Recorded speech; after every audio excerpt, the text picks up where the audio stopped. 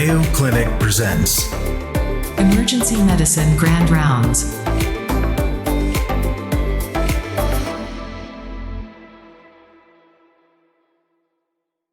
Hello, and welcome to the October Grand Rounds episode of the Always On EM podcast, an emergency medicine podcast from the Mayo Clinic Department of Emergency Medicine.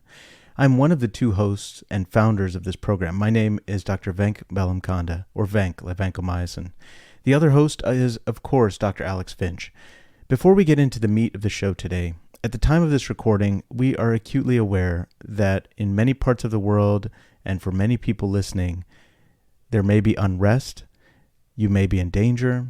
You may be hurting physically or emotionally. Alex and I won't pretend to know or fully understand everyone's experiences and situations, but please know we and the entire Mayo Clinic Department of Emergency Medicine wish for safety, love, and hope for everyone around the world. Life isn't easy, and certainly it's not fair, but we have love in our hearts and hope to bring light to any corner of the globe that we can. There are a few lights we hope to recognize before we start the show. First, this is the last day of the Emergency Nurses Week, and I want to highlight the amazing nurses that work in the Mayo Clinic emergency departments around the globe. I have been a student of your service, a recipient of your service, and a teammate in service with many of you, and can say that you are the finest group of nurses I've ever had the privilege of working with. In addition, Alex's partner in this world, Jennifer, who previously worked in the emergency department with us, was recently recognized for her outstanding care of patients with a Nursing Achievement Award from Mayo Clinic. Congratulations to you if you are listening. Now, before I introduce our Grand Round speaker to you, please take a moment and subscribe to our show. And if you're on a platform like Apple Podcasts, please provide a comment and a rating if you wouldn't mind. These would help us so much. We are so grateful to everyone who listens, and thank you to those who go that extra little bit and provide a rating and a review. Okay, enough preamble, right? You need to know our guest. He brings hope where it can often feel that hope is absent. He has devoted his life to helping those who healthcare in general can leave feeling abandoned. Who am I talking about? I'm talking about Dr. Arya Mohabbat. Dr. Mohabbat is a consultant in the Division of General Internal Medicine and an assistant professor of medicine at Mayo Clinic in Rochester, Minnesota. He completed his undergraduate degree in biology at the University of Illinois in Urbana-Champaign. Following this, he went to medical school at the University of Illinois at Chicago, and he completed his internal medicine residency at Mayo Clinic here in Rochester. He's been on staff since 2013 and has a wide array of clinical and scholarly interests, including fibromyalgia, chronic fatigue, post-COVID syndrome, and is engaged in various CME conferences and patient education activities. In fact, we have been work friends since his rotation as a resident through our department, and I didn't appreciate that he had the power to help me be a better doctor until I heard him speak at a conference earlier this year. That very day, I became committed to having him speak to our team because I know truly in my heart that he can make us a better department. And I'm confident that you will be better for having listened. So with that, Dr. Mohabbat, the floor is yours. Good afternoon, and thank you everyone for joining today. And Dr. Bellamkonda, thank you very much for the very warm and very kind introduction. A couple of things I wanted to go through. I was asked to give a talk today on central sensitization, and I'm extremely honored to be able to do that in all of your presence. I've actually never given a talk for our emergency medicine colleagues. It is long overdue, and I'm so grateful that Venk had reached out after hearing me talk in a conference which was in Hawaii, and it was probably one of the best places to give a talk in January. So I would say Rochester is second, but it's close enough. So I want to just take a moment to say something that I've actually wanted to say to you all for quite some time, but I've actually never been in a room full of emergency medicine staff, and I know there's a bunch of you also live streaming. I saw the roster. You all do something that is incredibly difficult. I know we're all in healthcare, but my version of healthcare is different than yours. I get to sit in a room with a lot of windows, and I can rely on a triage system that determines who I see and when I see them and how I see them, and all the labs and all the testing and everything is done for me. And I can just sit there and have a conversation with a patient. You don't have that luxury, right? You all, in my opinion, are on the front lines of hell. You have to take any and every person that comes in there, regardless if you want to, regardless if you feel good, if you don't feel good. There's no triage. There's no, hey, we're already full. No, you will sit there until the job gets done. And that is a credit to who you all are. I did my emergency medicine rotation. This would have been 2009 as an intern. Venk was my staff. It damn near killed me. I mean, it was 1 month and I couldn't believe how tough it was to do these rotations. And you all do it day in, day out with conviction, with pride, and with grace. And for that, you all need to be rewarded. You really do. I think as a society, we realized how important you all were during the beginnings of the pandemic, right? So we had, when all of me and my type of people went home because we closed the clinic, you all couldn't go home. You guys were actually building the plane and flying it at the same time and trying to figure out what do we do, what do we not do? And so society gave you all a little bit of a reward, right? They gave you some discounts for healthcare discounts, and there might have been people honking their horns, but unfortunately society kind of has moved on. But I do want you all to know that people like me, my wife who's here, there's a lot of people, we haven't forgotten what you all have done. So thank you for doing what you do. My hope is that this discussion today will help to augment what you're already doing, which is already incredibly difficult. My role here is to give you some tips and tricks on how I've learned how to talk to individuals who come at you with not one, not two, but 17 or 18 different complaints and different issues. And my hope is that you will take away some of the framework that I'm going to be sharing with you. And what is this term, central sensitization? Why do I even have that as a title? Why do you hear that in many of the clinical notes these days? What is it? Why is it? How is it happening? And how can you leverage that to have a little bit more rapport and more hope when you see your patients in the emergency department? So other than that, I don't have anything relevant to disclose. I've just given you all my disclosures. There's 4 learning objectives today. We're going to try to learn what actually central sensitization is. We're going to start with a basic definition. Then we're going to talk about what are the conditions that are associated with this pathophysiological process called central sensitization. What are the things that we normally see in the emergency department? What do we see in the outpatient? What do we see day in, day out that's related to this process? Then we're going to spend a good amount of time, because I think it is actually the most important part of this, is to understand what actually is happening in someone's body who becomes centrally sensitized.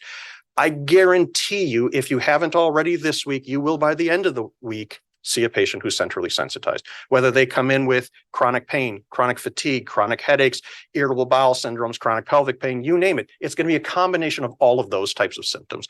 So you need to understand the pathophysiology so that you will be better armed to explain to that patient what they're going through and how you can actually help to move things forward.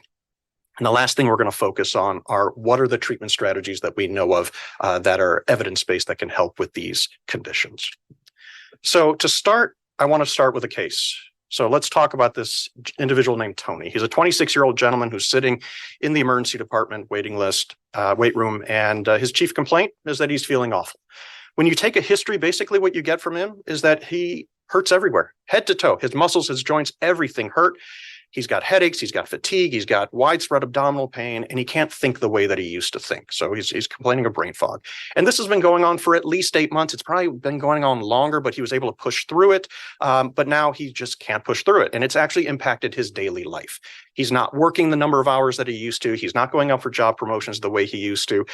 When he comes home, he's kind of coming home and just crashing and burning. He's laying on the couch. He has no social life. He's got no personal life. He just veges on Netflix and basically sits there until the next morning when he has to go back to work and do the best that he can. Now, this individual, like many of our patients that we see, he's had numerous workups done locally, right? It's not that people don't try to get better. I promise you, people are trying to get better. And the physicians that are seeing them, and the nurse practitioners and PAs that are seeing them, they are doing the best they can. But this patient tells you, look, I've had a whole host of workup and they've found nothing, right? Despite the fact that they've given him actual diagnoses. They've given him a diagnosis of migraines, IBS, chronic low back, chronic neck pain, and anxiety. He doesn't feel that the workup is actually sufficient and can answer what he's going through. So this individual applies to general internal medicine, and through the triage program comes to me, and I or one of my colleagues says, no, we don't have bandwidth to see this individual, or usually what we say is we have nothing to offer. So this patient gets refused a denied access to Mayo Clinic. So what do many of our patients do? They get in the car, they drive the 6 hours, and they come to your emergency department. And this is the complaint. He feels awful. So what do you all do? You do a physical exam. He's what I call in mild distress due to being pissed off and frustrated. That's his distress that he's in. But he's otherwise afebrile, he's healthy. His examination's not really revealing other than he's got a lot of tenderness in his abdomen. From a neurological standpoint, from an extremity standpoint, everything else is normal. Heart, lungs, all that's normal. Very astutely, you guys do what you need to do. Make sure we get a pantheon of labs. Is any of this stuff abnormal? No. You've checked blood counts, electrolytes, liver tests, kidney tests, lactate. You're even checking inflammatory markers in case you're not seeing the synovitis, but maybe there is some sort of underlying inflammation. Thyroid function, all of that is normal. Given his abdominal complaints on examination and the headaches, you also get imaging, which is perfect. It's what you should be doing. And as you can see, all of his imaging is perfectly normal. So, unfortunately, this scenario is very, very common, right? And your medical student or intern that you're working with is on lunch. So it is up to you to go back in that room and unveil the fact that all of these tests are once again normal for Tony. So I want to hear from you all. What do you do? How do you walk back into that room? How do you look Tony in the eye and tell him, these are what your results are? And the next step is then after you tell them that, what do you offer? Thoughts from the group here? Please. My strategy has always been to first thank them for coming and let them know that Mayo as a hospital will partner with them to try and make their life better. And then I review the symptoms that they came in with, that I heard.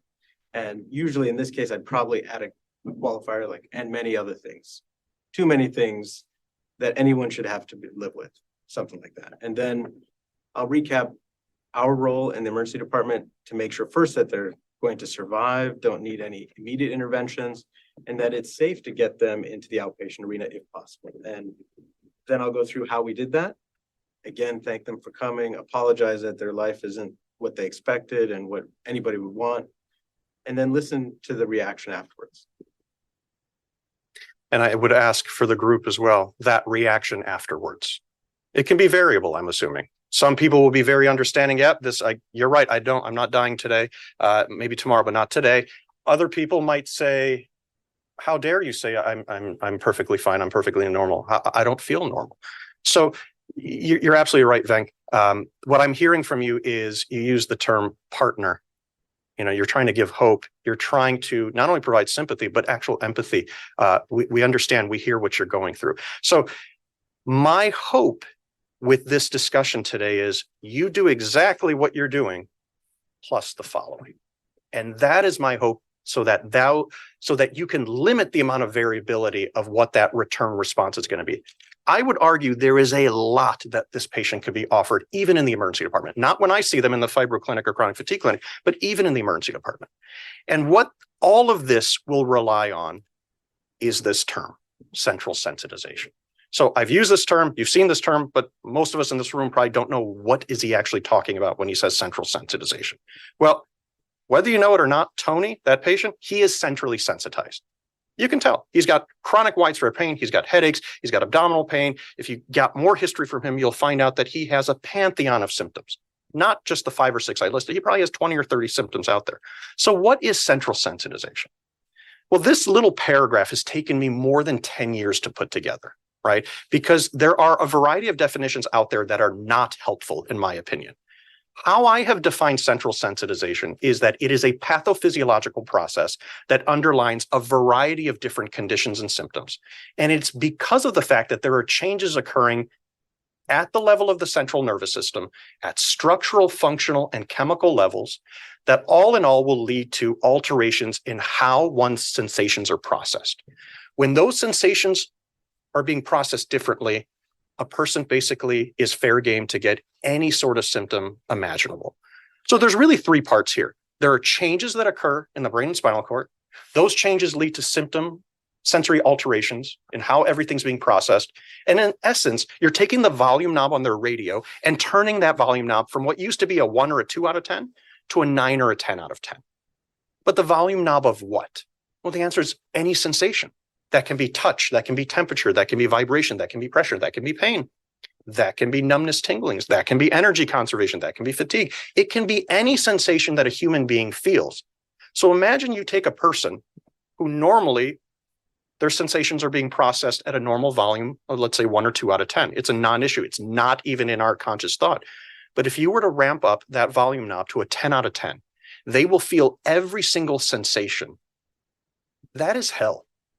That is truly hell. If anyone in this room has any of these central sensitization-based conditions, you know what I'm talking about. It is a horrendous feeling to feel that way. So central sensitization is a process. It's a pathophysiological process. That's the first thing I want you to remember. What are the conditions that are associated with central sensitization? Well, believe it or not, central sensitization was first defined in 1983, right? I was 1 year of age, right? So just because I have a definition, don't think I invented it. I didn't. Clifford Wolff and his colleagues did that at Harvard. But it took almost 30 years from understanding that central sensitization exists in the rodent model to translate that into humans. It took about 30 years for us as a healthcare community to figure that out. But once that floodgate opened, a ton of different diagnoses came under that umbrella. There's right now about 50 different diagnoses that are associated with central sensitization. I only listed whatever I could fit on one slide here.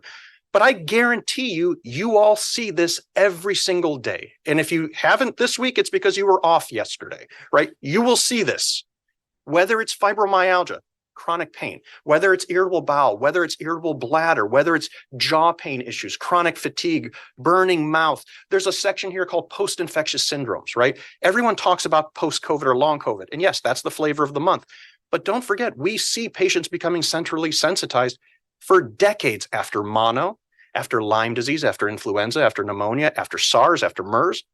It's just that we had a pandemic that we've all lived through, and 10 to 15% of the pandemic survivors now will become centrally sensitized and develop long COVID or post-COVID.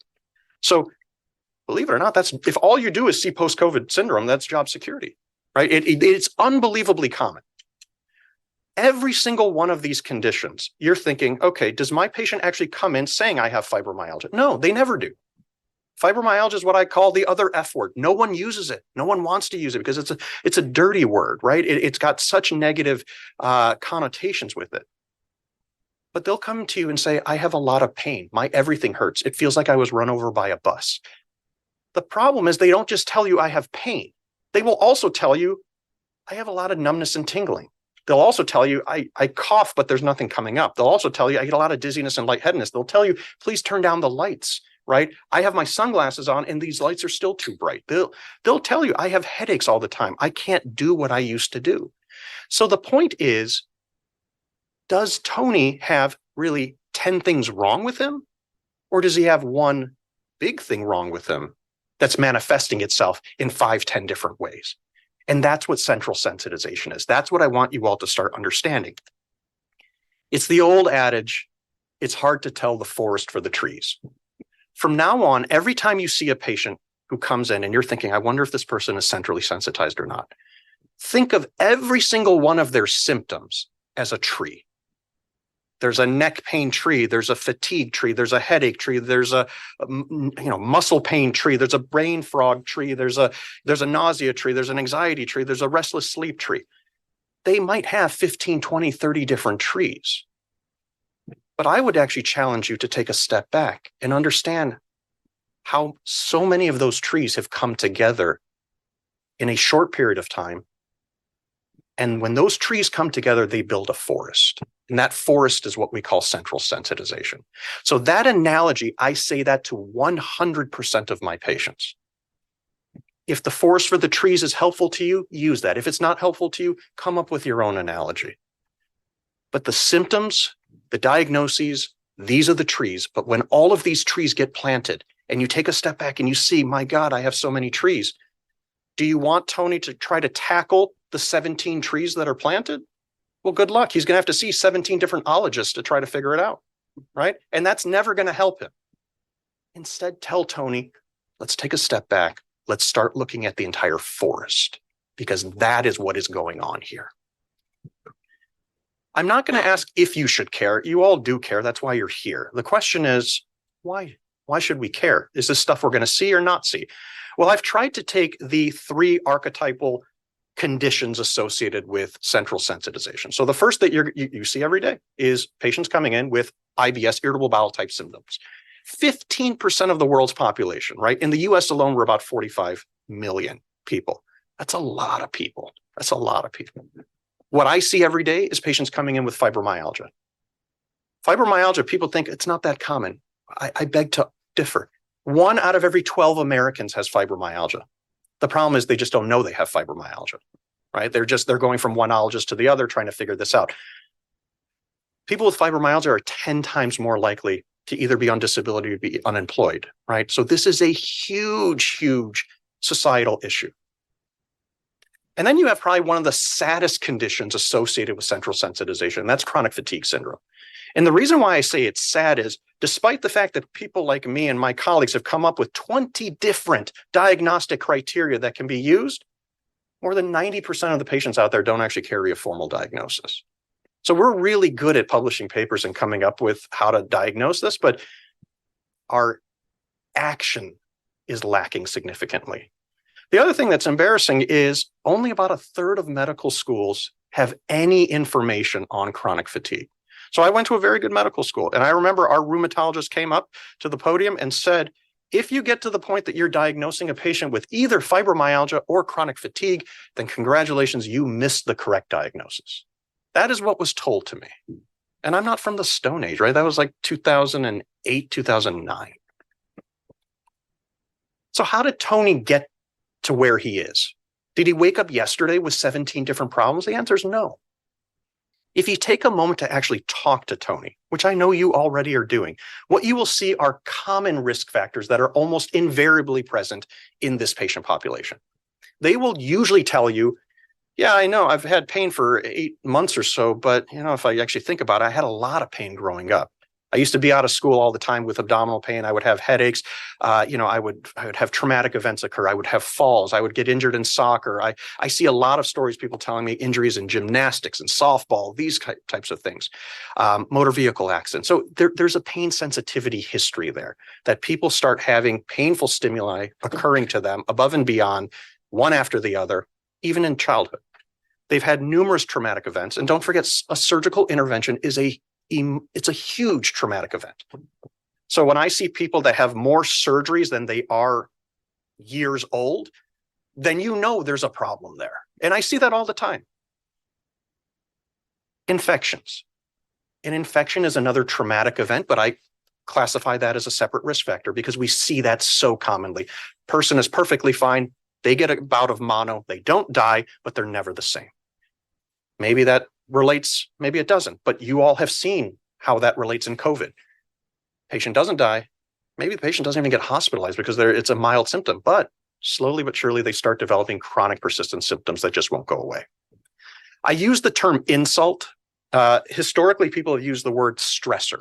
I don't use the word stressors because it has a negative connotation. So I tell people, tell me some of the insults that you have experienced in your life. And they'll look at me and be like, do you mean who made fun of me? No, tell me things that have gone bad for you. Tell me things that have affected you, that have negatively perturbed your body. These can be things that are physical, mental, psychological, sexual, anything. Work-life imbalance. You'll be amazed how many people tell you, I live a perfect life. And then you're like, okay, great. And then they say, I'm working 80 plus hours, a week. Okay, that is the exact opposite of a perfect life. Like how does that make any sense? So if you they'll give you an onion, right? Start peeling that onion and you're going to see how much this stuff is going to burn your eyes. Having a first degree family member is important. Many of the central sensitization conditions are at the range of if you have a family member, the likelihood of the next generation, whether it's a first degree or the following generation, it's about 10 times more likely to also have a central sensitization based condition. So if someone says to you, yeah, mom has IBS and this one has migraines and this one has POTS and this one has that, okay, there's a very good chance you're talking to someone who's centrally sensitized. And then this idea of, having a pre-existing rheumatic or mood disorder. I see a lot of people who have had lupus for 20, 30 years, but their lupus is under great control. Their inflammatory markers are all normal, yet they feel horrible. And so rheumatology sends them all the time. What are we missing here? The answer is you're not missing anything from a lupus standpoint. It's just this person has evolved from lupus to being centrally sensitized. And mood is an important component here. I do not want anyone to leave here thinking all of these patients are depressed and they're anxious and that's why they have pain. The answer is no. I would argue it's the other way around. These are usually people who have very, very high pain tolerances. These are the people who are the type A anal retentive go-getters. They will push through everything and anything you throw their way. But there comes a point that every single person has, which is what I call the breaking point. There is that one additional event, that one additional insult that will occur to them that basically knocks them out. And so when you see someone who is anxious, who is giving you PTSD type symptoms, who's giving you depression type symptoms, it's because they are dealing with this and have been dealing with this for month after month, year after year. I have seen patients that have been on this diagnostic journey decades, plural, right? You cannot imagine how difficult it is to not have an answer for the majority of one's adult life. But that's what the vast majority of these patients are dealing with. So are there risk factors? Absolutely, there are. How does one present? Well, this is just a simple diagram to show no two people present the same, right? There's a lot of variability with how people will present. On the x-axis, you're looking at these events or the insults that are occurring. On the y-axis, it's the symptoms. So let's take that top one, for example. Let's say a person's living a perfectly normal, healthy life. They're in a car accident. They have some symptoms, but then they get better. Things are going nicely, and then they have a new job. Well, that job brings on a bunch of symptoms for them, but then things kind of curtail and they're doing fine. Then they got mono, and then they don't die from mono, but they're never the same. There are some people that'll tell you from childhood, from being in the womb onwards, I could feel pain. And they'll say, from the moment I remember pain and fatigue. Okay, that's that middle graph there. But then something happens. Maybe it's a car accident. Maybe it's a loss of loved one. Maybe it's an assault. I don't know. Something happened that triggered that person's body to become centrally sensitized. And then you have all of these symptoms. So I'm talking about a process, but I'm also well aware that I haven't told you what that process actually entails. So to identify what is actually happening in central sensitization, we have to have a very, very short primer on what is pain and how does pain happen. And this is not a typo. There actually are three types of pain, right? So in medical school, I was taught there was two types. There are three types. The first type that we all know is what we call nociceptive or peripheral pain. This is when you feel pain because you injure a piece of tissue. Right? So a hammer hits my hand, a car door slams on my foot, I step on a shard of glass. I have bodily tissue injury, thus we call that nociceptive or peripheral pain. The second type of pain that we all know of is called neuropathic pain. And this is pain due to actual nerve damage or nerve injury. Think of sciatica, think of these diabetic neuropathy, these types of conditions. When you actually have nerve injury. I would argue that the third type of pain is the most important pain and the most debilitating. And that's what we call centralized or nociplastic pain. I didn't make that term up. It's, again, been around for about 20 years. This is pain that originates from the central nervous system in the absence of any nerve or tissue damage. So this is the exact opposite of what many of us learned. We always thought there has to be a tissue injury or there has to be a nerve injury. And if not, then the person's crazy and they're making it up. Well, no, we kind of missed the boat on that one. Centralized pain or nociplastic pain is, think of it as CNS dysregulation, which leads to CNS origination of pain. So what is normal pain processing? Let's take this example here. Let's say this person puts their hand on a hot stove. Well, at the site of injury of that hand, chemicals will get released. And those chemicals will stimulate the nerves in the hands, which will shoot up the peripheral nerves, up the arm, into the neck, into the spinal cord, and now you've entered the central nervous system. In the central nervous system, it shoots up to that circled area in red. That's called the thalamus. The thalamus, from now on, I want you to think of that as the post office. What does the post office do? Well, it takes mail from all over the place, it sorts it out, and it sends it where it needs to go. Bless you. So what does the thalamus do here? It takes that signal, and it sorts it out by sending it to three specific areas of the body. The frontal cortex, somatosensory cortex, and limbic system. And each of these three things, these three areas, have a very specific role in the processing of pain. The frontal cortex will try to identify what just happened, why did it happen, and how did it happen? Okay, I'm in a room, there was a broken glass, I put my hand on the counter, now my hand's bleeding and it hurts. Okay, that's the context of what happened, why did it happen? The limbic system is trying to identify, has this happened before? Is there a memory associated with it? Oh yeah, when I broke a glass a couple of years ago, I did the same thing. It also tries to see, is there an emotion linked to that sensation? Yeah, last time I was crying after I did this, so I'm probably going to start crying again. You can actually predict one's emotions. That makes sense. The limbic system will also activate the sympathetic nervous system. So it activates your fight or flight system. The somatosensory cortex is the easiest. That's like the trying to figure out what's the zip code. Where did this message, this piece of mail specifically come from? Well, it came from my left hand. This is what the zip code is.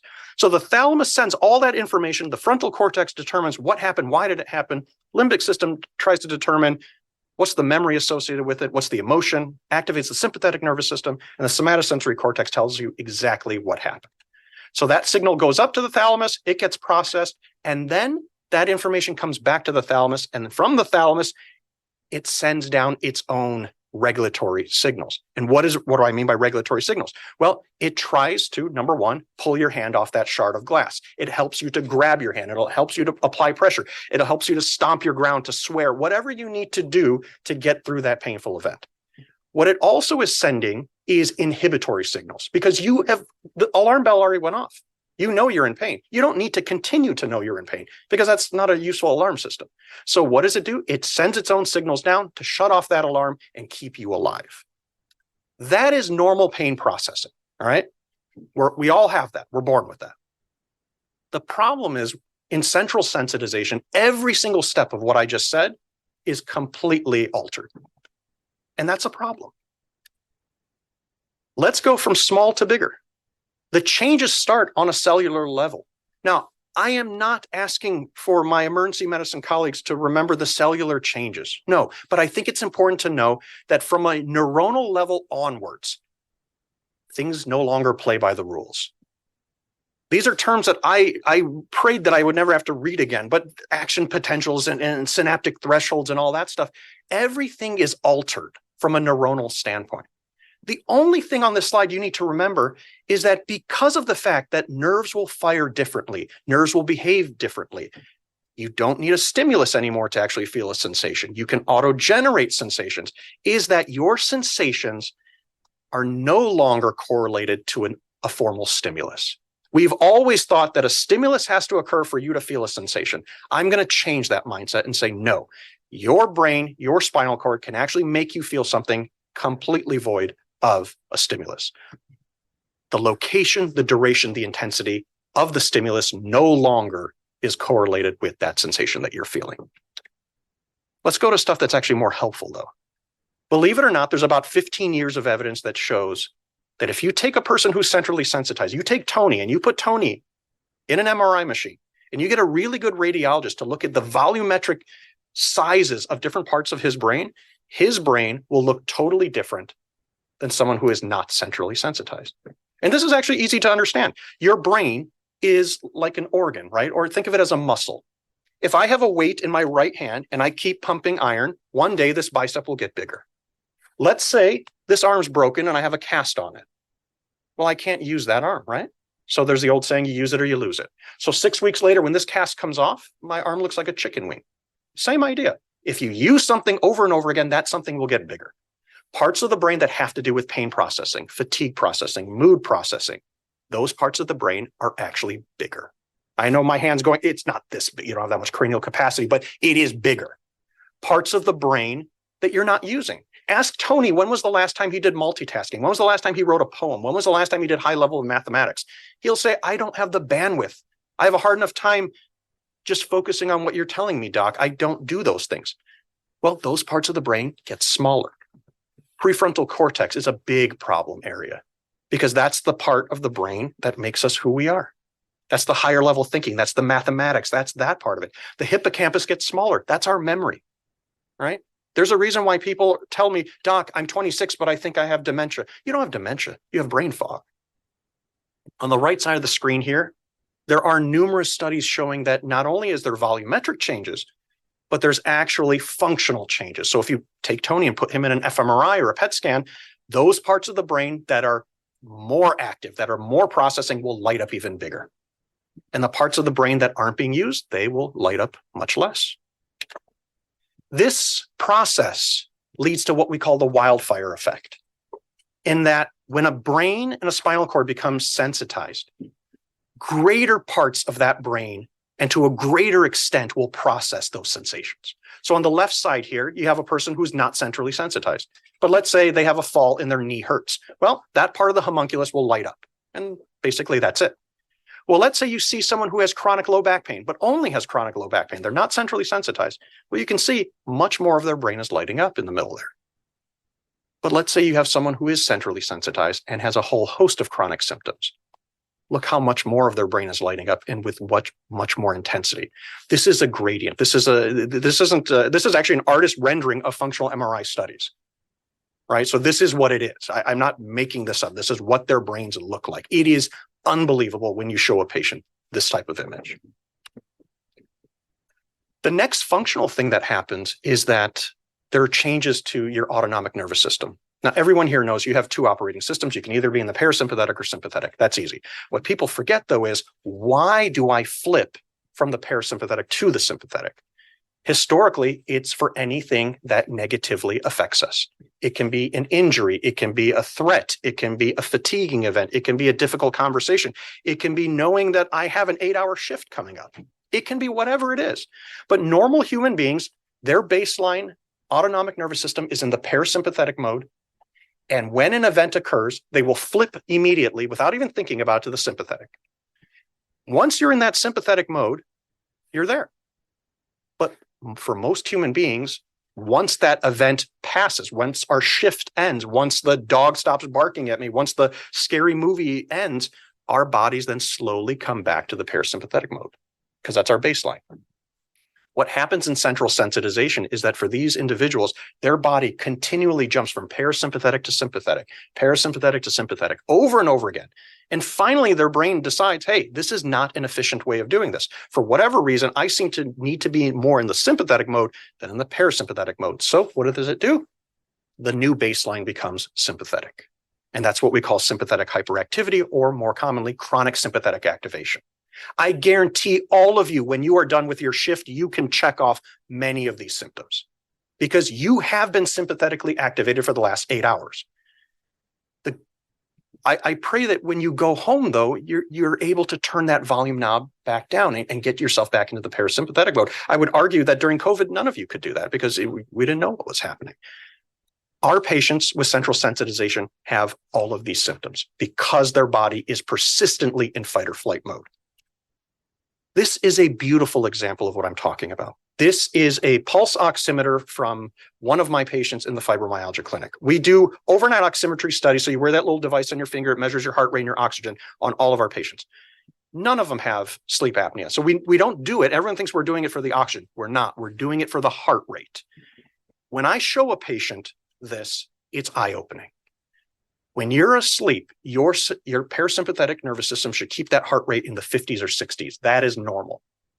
Look at this person. This person's baseline is 80, 90, and a vast portion of the evening, heart rate is over 110, even into the 120s. That is what it looks like when you have sympathetic hyperactivity. This is not a special example. I can find any of my patients this week, they will all have this. Right? Everything is shifted up. Why? Because they're no longer in parasympathetic baseline. They are in the sympathetic mode. Some of the other changes. I told you that the limbic system is affected. Well, the limbic system and the hypothalamus, when that gets affected, then the entire HPA axis gets affected. I don't want you to remember anything on the left side of the screen. Just look at that graph. Blue is normal. When you wake up, you're going to have a surge of cortisol. That's the kind of the pick me up. And as the day goes on, that cortisol goes down. And then as you go to sleep, cortisol picks back up. That's normal. That's what we expect. But in central sensitization, you do not get the peak. You don't get that peak because there's feedback inhibition. You're also not getting the peak because the hypothalamus isn't working as aggressively as it used to. So if the hypothalamus isn't working, then the pituitary won't be working, and then the adrenal glands won't be working. And thus you see that flattening of that curve. So a patient will tell you, Doc, I go to sleep tired, and yet I wake up exhausted.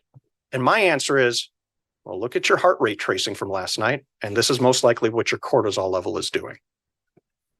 It's eye-opening when you show this to people. The other change that needs to be highlighted is that CSF studies that have been done for the last decade or so have shown that the concentrations of a variety of chemicals in someone's spinal fluid who's centrally sensitized looks totally different than someone who's not centrally sensitized. I'm going to simplify this. You either have the feel-good chemicals on one side of the seesaw, or you have the feel-bad chemicals on the other side. All right? What we have seen is if you take a needle, you put into someone's spine, you draw out that fluid, and you do this. And again, this is not done clinically. This is only done from a research standpoint. What we have seen is, regardless of what CS-based condition you're talking about, on average, the feel-bad chemicals are 8.5 times higher than normal, and the feel-good chemicals are down in the dumps. That's a problem. That's a huge problem for these patients.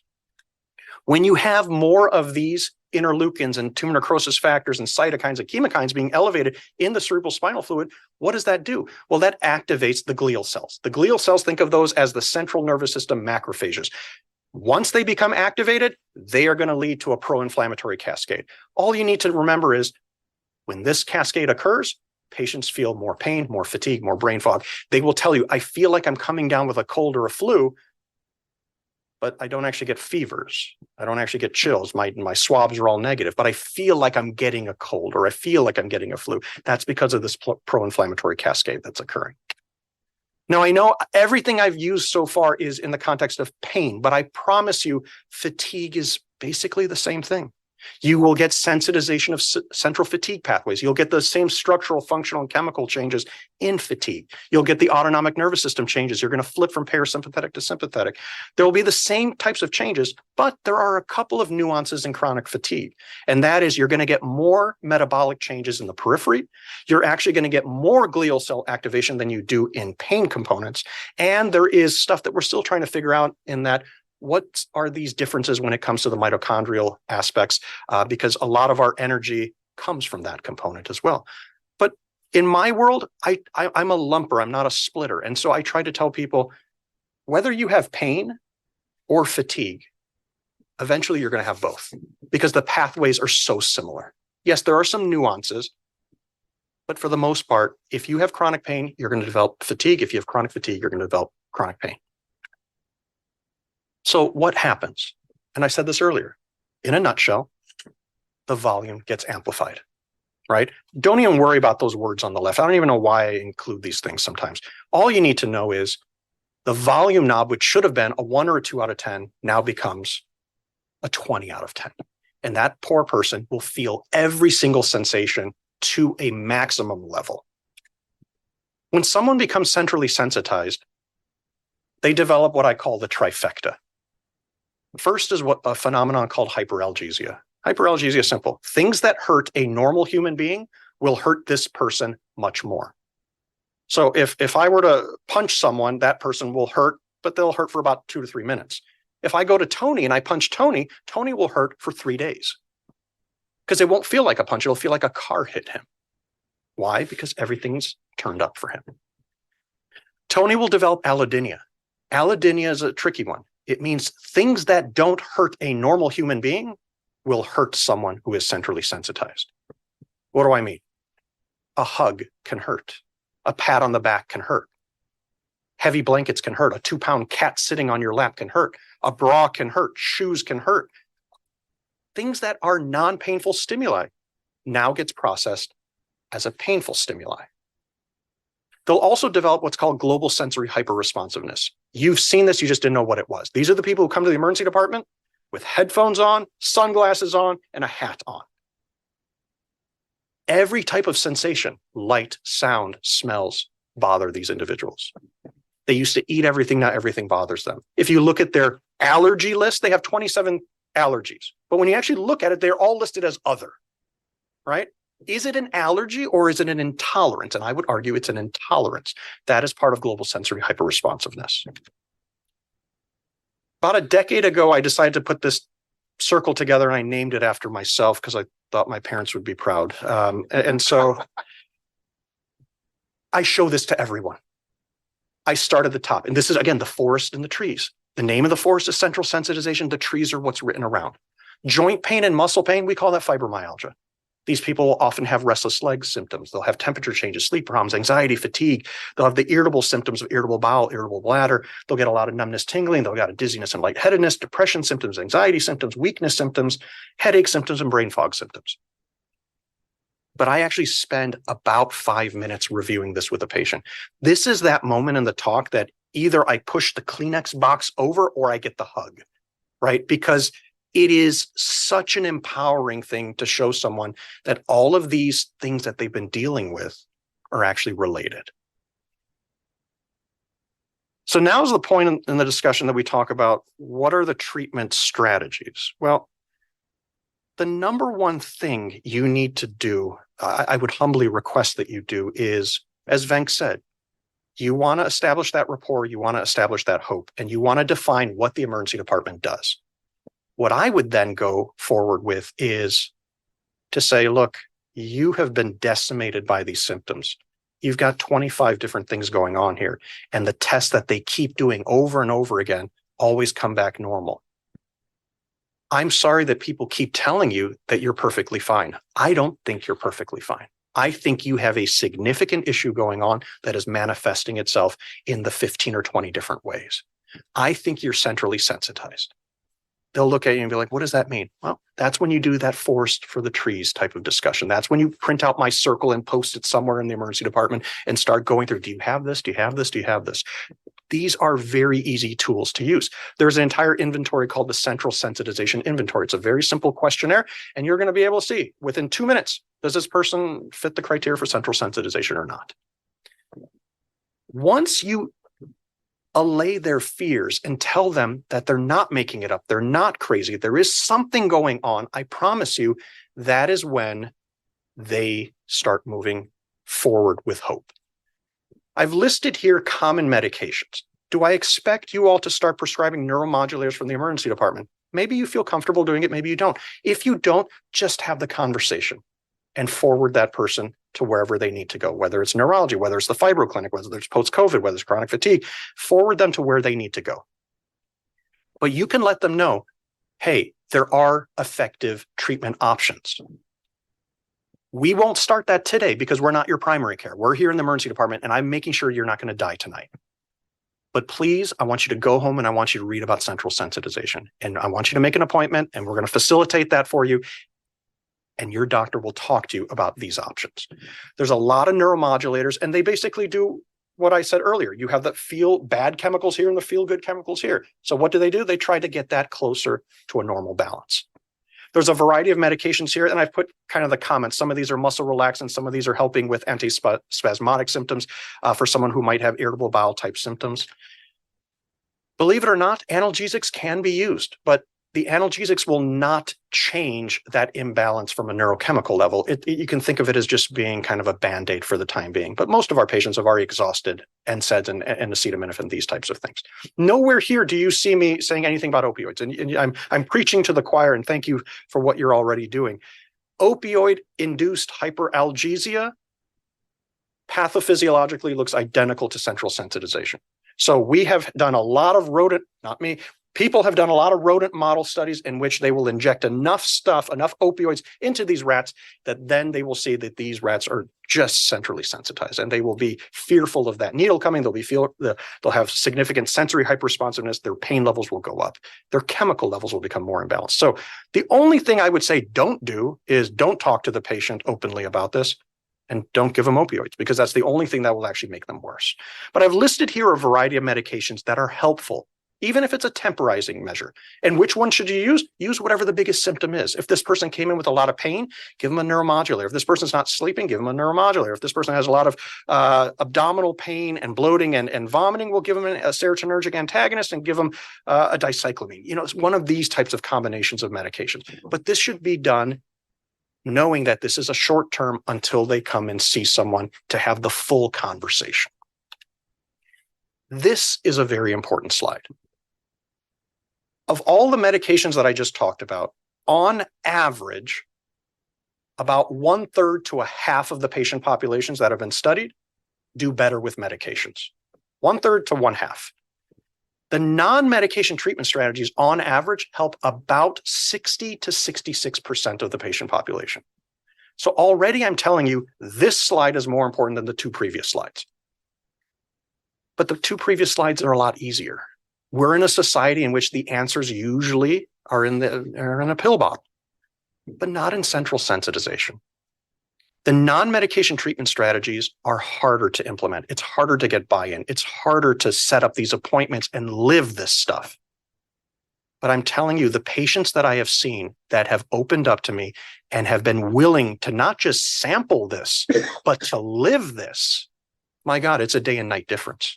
It is an unbelievable difference, but you won't see that difference in the emergency department. I don't even see that difference. I have to wait till an email comes from a patient or a family member 2 years from the time I saw them, and it's one of two flavors. Either you're the worst doctor on earth, I can't believe you gave me all this nonsense, and and this patient died, and you're a horrible person. Okay, I usually just delete that one. The other one is, yeah, we didn't listen to you in the beginning. We fought you, but we realized we weren't getting better with the pills a year into after we saw you. So we started doing this religiously. We started doing PT and OT and massage therapy and guided imagery and aquatic therapy. And we started changing how our bodies work. Why? Because the pills only work on that neurochemical imbalance. The non-medications work on the neurochemical imbalance, but also it helps to move you from sympathetic to parasympathetic. So there is a reason why the non-medications work better. Those are the emails that I usually respond back to, right? Because they listened, they did. It's not easy, but if you implement this, it will make a huge difference. So what do I hope for Tony? I want you to reassure Tony like you already do. I want you to tell Tony there is something wrong with you. We have effectively ruled out all of these things. And what that leaves is the 20,000-pound elephant in the room. That is what is central sensitization. That's why you're having all of these symptoms occurring for you. That's why all of these symptoms are occurring. Yet when someone looks at you, you look perfectly normal. Your labs look perfectly normal. Your images, they will always look perfectly normal. Because what is wrong with you is not a tissue or nerve damage. After that occurs, you can tell them to give them some hope. There are treatment strategies here. Your doctor will talk to you about a variety of medications and non-medication strategies, but I want you to go home and I want you to read about central sensitization. I don't know how many patient ed stuff I have done over the last few years. Potentially pull that and make that a resource. I don't want to have a footprint in the emergency department, but if you want to have a bundle of stuff to give to a patient, give them something from central sensitization. Believe it or not, I've recorded videos in plumber building about this. It's important.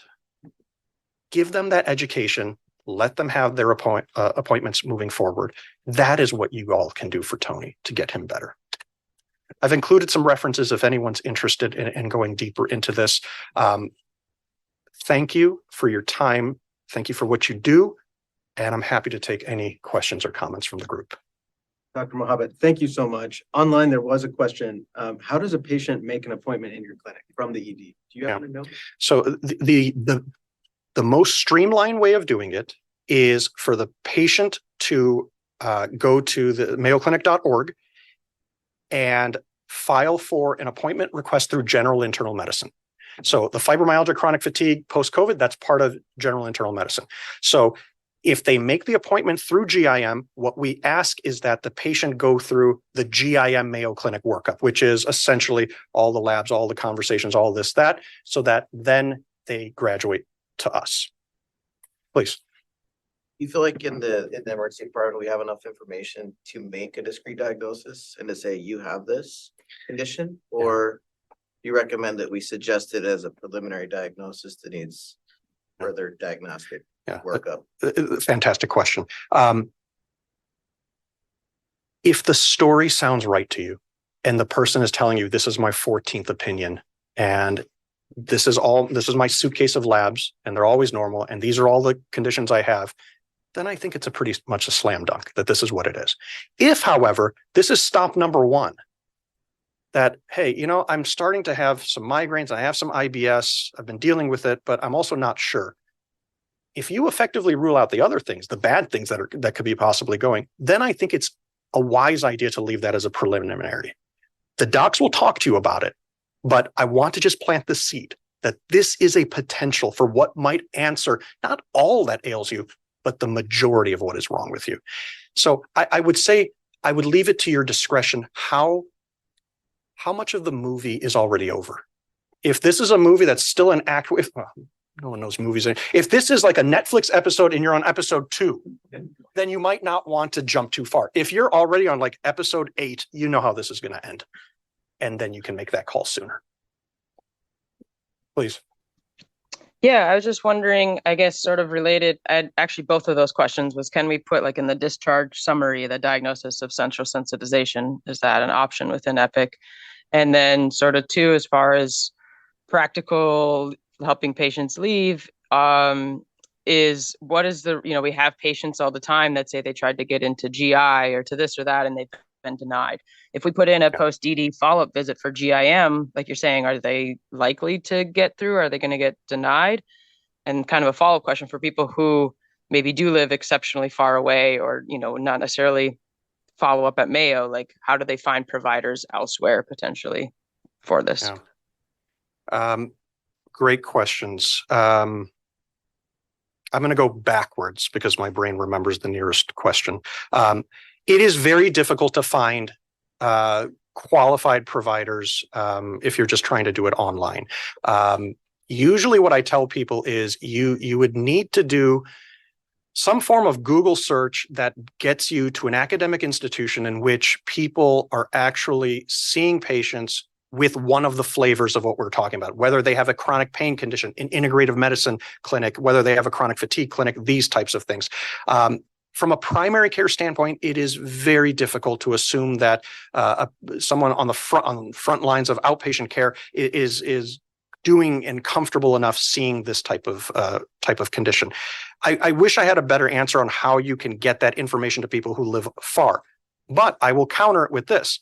Our patient ed, I recorded multiple videos and multiple online multi-hour patient education modules that are available for anyone on Epic. They're completely free of charge. All you have to type is eLearn as one word, E-L-E-A-R-N. 5 modules will come up. One is for fibromyalgia, one is for chronic fatigue, one is for post-COVID, one is for migraines, and one is for chronic GI conditions.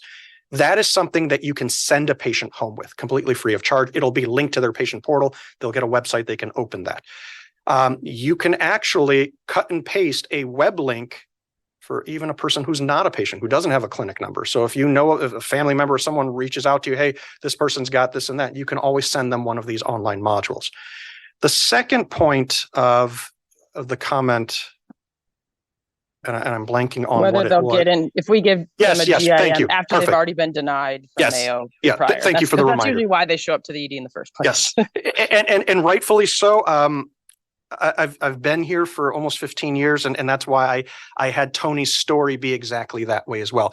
Do not try to go through GI. I think it's easier to get a kidney than it is to get into GI these days. What I would say is have an post-emergency department visit with GIM.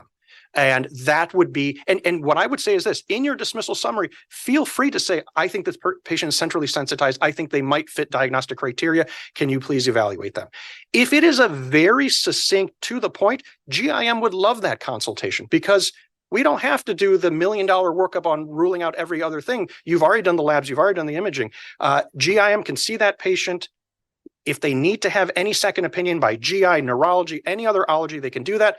And then they will end up in my clinic, in the fibromyalgia chronic fatigue clinic. We don't have a central sensitization clinic. It apparently is very difficult to change the name of a clinic. So we're just called the fibromyalgia and chronic fatigue clinic. But we see patients every single day who are centrally sensitized. That to the individual on Zoom, that is what I would do. Try this as a post-ED follow-up in GIM. Make it very clear, not that, oh, this person has medically unexplained symptoms. And because one of my triagers will look at it and be like, I don't think so. We're not going to deal with this. But if you say, this person is centrally sensitized, boom, we're going to take that one because we know we're going to fast track that through GIM into my clinic. We're going to see that patient and we're going to make some advances there.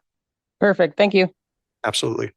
Any other, and if there are other thoughts or questions, you can always feel free to get a hold of me. On the first slide, it had you guys know how to, it's last name dot first name. There's only 2 Mohabbats, me or my wife who's in the room, so she'll forward it to me anyway. So feel free to reach out if there are any questions. And if there's anyone in here that's interested in looking at doing, some scholarly work in this and how this relates to the emergency department, feel free to reach out to me. This is such an untapped patient population. And again, we're doing this so that we can get the word out and give that hope that these patients need. So thank you very much for everyone's time today. Arya, that was fantastic. Listening to it again allowed me to start building a scaffolding of understanding of this syndrome, and I'm hopeful that over time I can build upon that frame and become even better to help these patients. As you mentioned, it feels like there are so many people struggling with this syndrome around the world. Thank you everyone for listening. Wasn't that outstanding? Please don't forget to subscribe, provide a rating and a comment if you don't mind, and come back for more content on November 1st. Once again, thank you to all of the emergency nurses, and congratulations to Jennifer Finch. Lastly, please be safe and help be a light in the dark in your corner of the globe. I'll catch you next time.